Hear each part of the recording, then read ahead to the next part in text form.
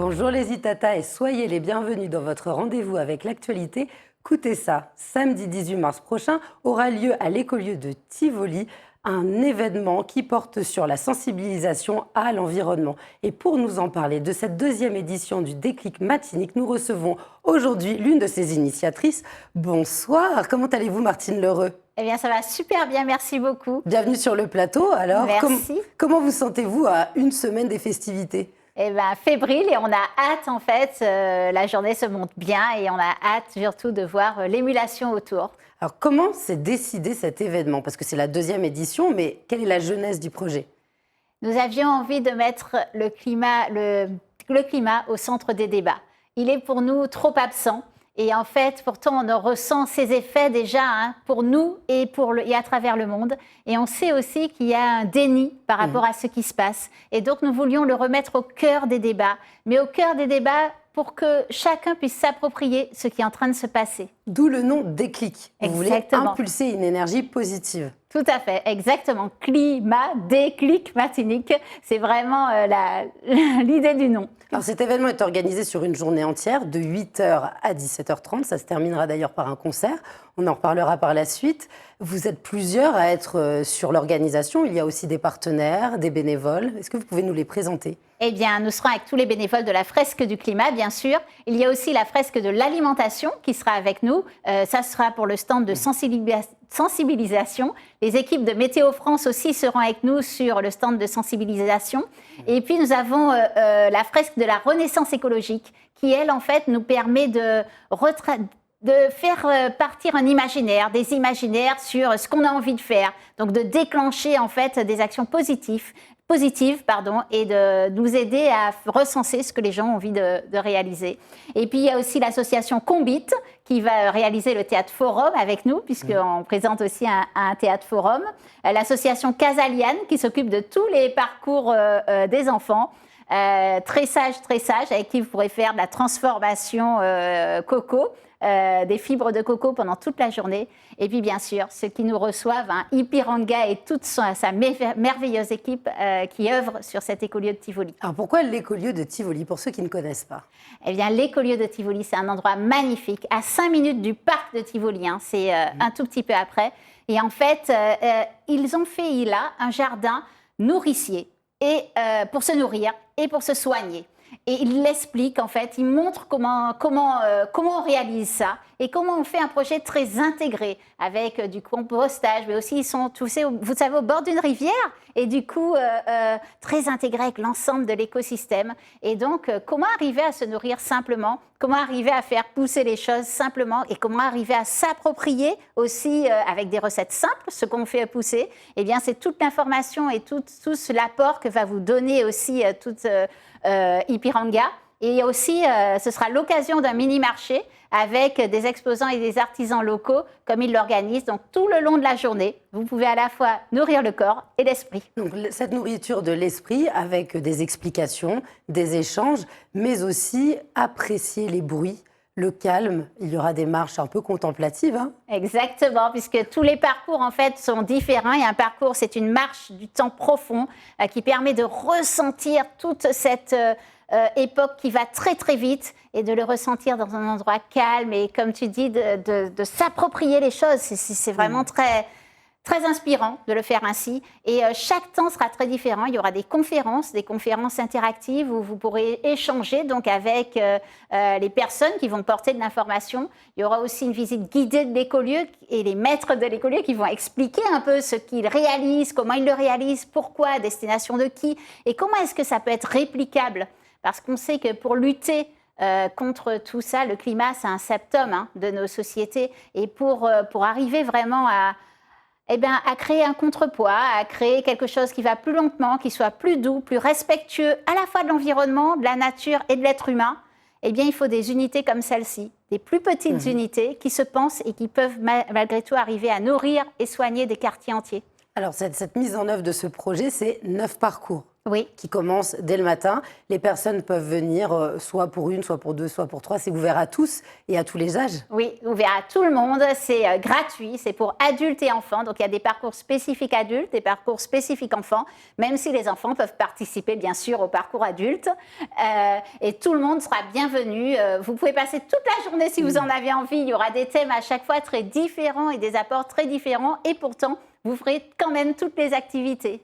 Alors, je vous propose qu'on regarde une vidéo qui présente un petit peu la sensibilisation à cet enjeu qu'est le réchauffement climatique et on pourra en parler ensuite.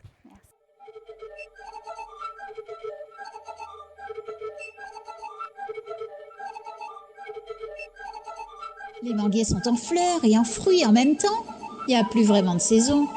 Il fait très chaud sous le soleil et en même temps, il y a un vent froid. Les pluies sont souvent intenses, créant des inondations brutales. Ok, le climat change, mais que faire? Venez suivre les parcours de Déclic Matinique, la journée pour comprendre, boganter, agir, le samedi 18 mars à l'écolieu de Tivoli de 8h à 17h30. 9 parcours adultes, 3 parcours enfants, un format interactif, réaliste et ludique. Apprendre, partager, vivre un théâtre forum, des contes, comprendre ce lieu de vie qui nourrit, soigne et relie, découvrir des recettes de fruits et des légumes du jardin, se prendre au jeu, créer avec d'autres des récits partagés pour façonner et poser vos envies, vos imaginaires, expérimenter à travers des matières vivantes comme le coco, le bambou. Et pour clôturer la journée, le talentueux Bambouman en concert. Ensemble, venez nous rejoindre.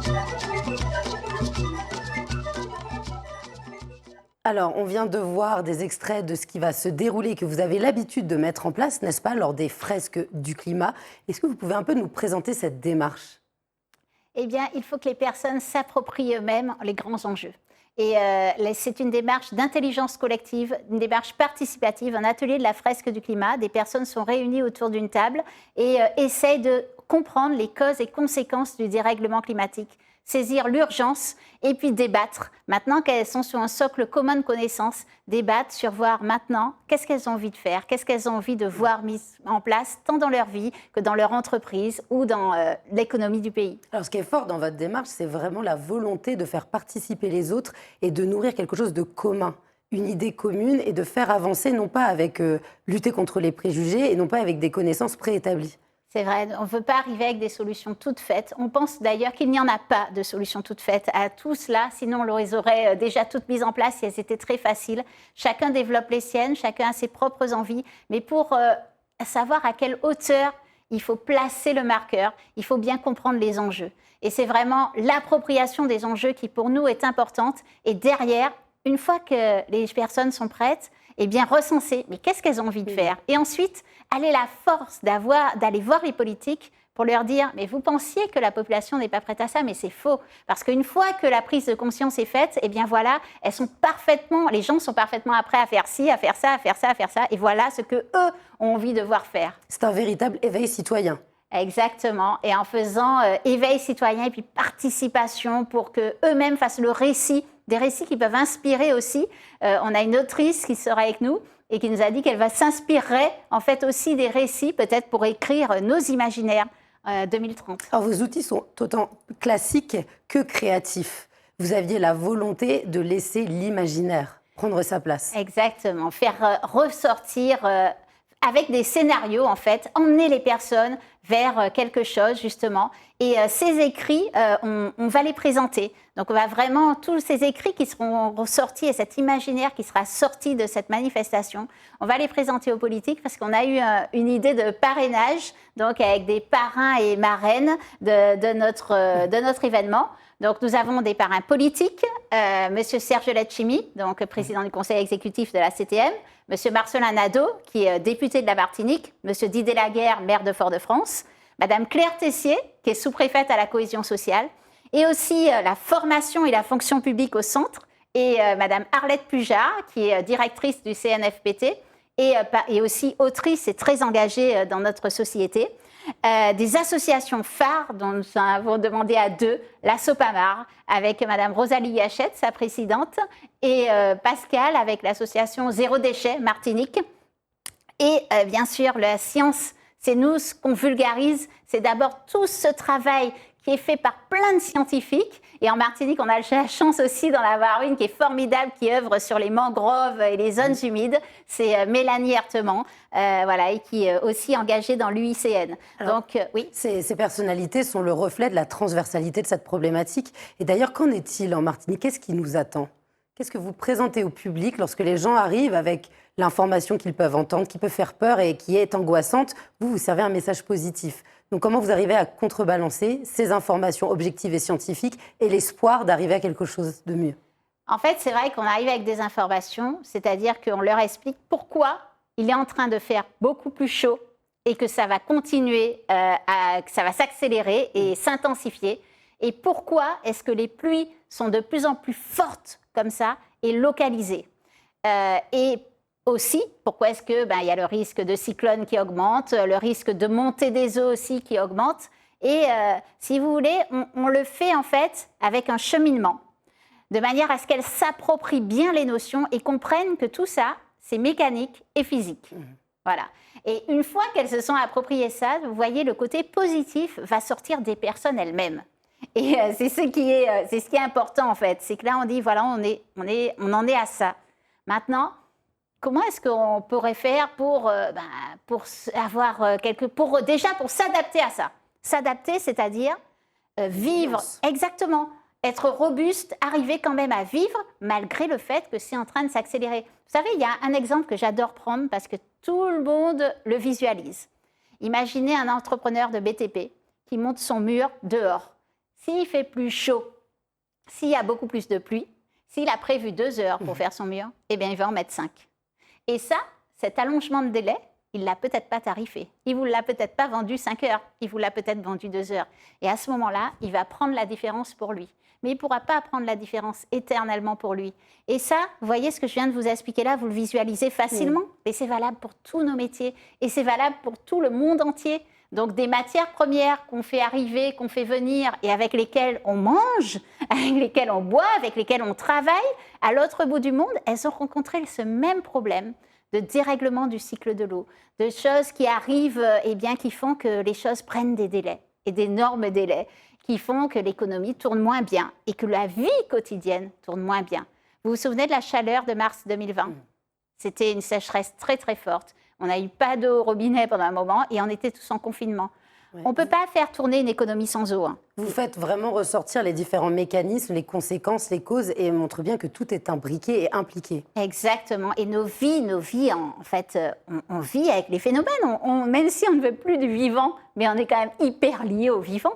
Donc c'est aussi à un moment donné se dire, et au fait, peut-être qu'on s'est trop éloigné du vivant. Peut-être qu'il faudrait tout simplement qu'on s'en rapproche un peu plus pour se réapercevoir un peu mieux des choses, réapprendre à regarder les éléments et à les écouter, réapprendre cette robustesse de la nature, en fait, toutes les leçons qu'elle pourrait nous donner, au lieu de considérer il faut détruire pour mettre un parking et des zones commerciales. Donc cette sensibilisation se fait en plus dans une humeur festive. Il y aura d'ailleurs un concert à la fin de la journée pour montrer qu'on est là pour réfléchir ensemble, pour progresser ensemble, mais aussi pour être optimiste. Voilà, le propre de l'homme, c'est quand même d'être optimiste. Et nous, on a quand même envie de vivre et de vivre le plus heureux possible. Donc, mais on peut pas vivre dans le déni. Donc, il faut vivre dans la conscience. Et dans la conscience, plus on va anticiper, plus on va se préparer, plus on aura des possibilités et moins on sera vulnérable à ça. Donc, c'est vraiment ensemble. Construisons quelque chose, préparons quelque chose, bénéficions de ceux qui ont déjà commencé à construire. C'est pas tout qui est à construire. Il y a déjà plein d'initiatives en Martinique que l'on peut fédérer, répliquer et qu'elles soient dans tous les quartiers pour justement être plus robustes, plus forts ensemble. Et pour les citoyens qui s'intéressent donc à cet événement, cette deuxième édition, on peut trouver les informations sur Internet, sur les réseaux sociaux. Vous pouvez nous rappeler le contact? Oui, exactement. Donc sur le Facebook de la fresque du climat Martinique, vous trouverez tout sur la Déclic Martinique, sur le Facebook de l'écolieu de Tivoli également. Voilà. Et sinon, il y a mon mail contact@stratégierésilience.com où on pourra vous donner tous les détails si vous en voulez des supplémentaires. Mais si vous tapez Déclic Martinique, vous trouverez. Alors, nous rappelons la date, samedi 18 mars, de 8h à 17h30, un événement festif, participatif, créatif. Oui. Je crois qu'il y a les trois adjectifs importants. Et qui finira par le concert de Bamboo Man,